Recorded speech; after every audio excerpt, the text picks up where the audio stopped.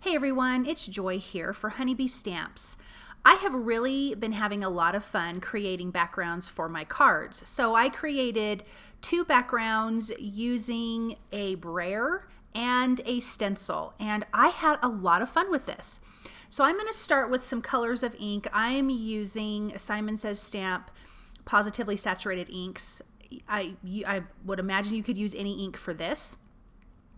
And I'm just going to be inking up little spots on this first background. I just have a towel there and I'm just cleaning with water in between each color because I don't obviously want to contaminate and I don't want to mix colors. Now obviously I don't mind if I overlap colors, I just don't want to mix them. So I used a kind of a melon color, then I've got this kind of peachy pink color, and then I will be using a green and a turquoise. And again, I'm just using some water to clean in between, making sure that my brayer is nice and dry. And so this first one, I'm laying down the color on a piece of smooth white cardstock. I'm just using some Nina cardstock.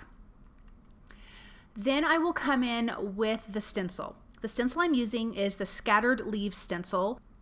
You could use any stencil, just that so that it has more open space. So I'm coming in with that turquoise color. Actually, I dipped it back in the green, but I'm going to be using the turquoise color. And then just slightly overlapping. And I'm using lighter colors because I do want this to feel very spring-like and just be light and bright. So I'm going to finish kind of going back over this, overlapping a little bit more, kind of repeating some of these colors.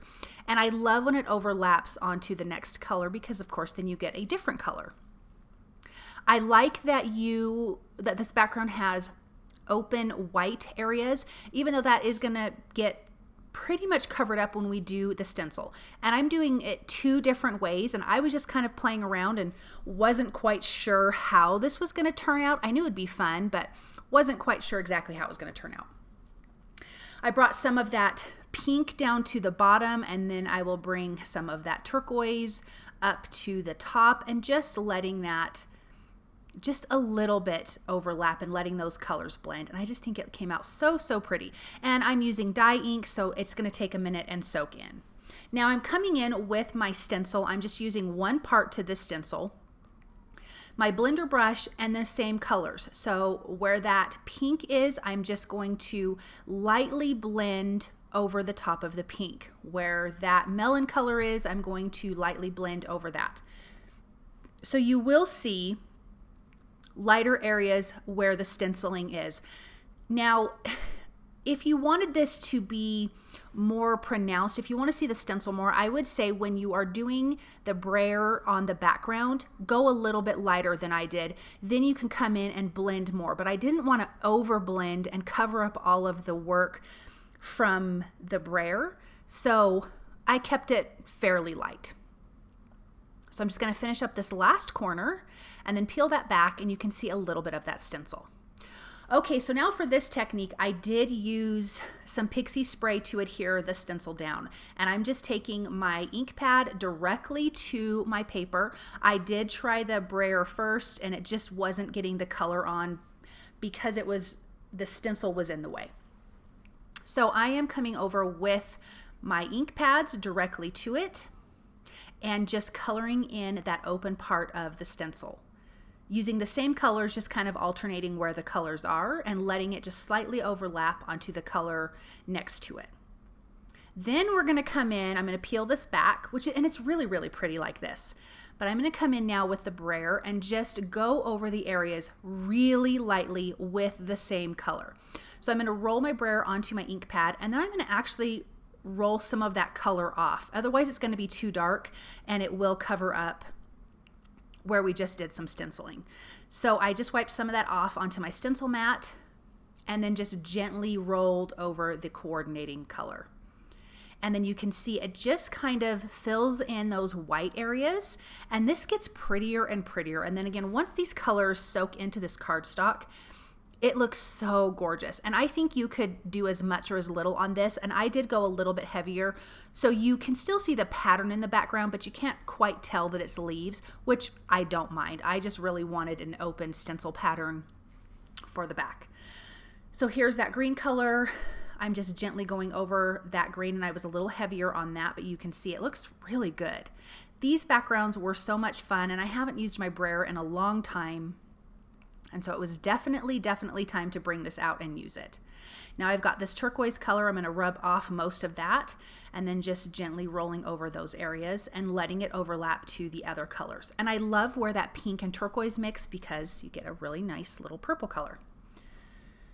I'm going to come back in with more of that green, make it overlap some of that pink. Coming in with that pink one more time and going over this again.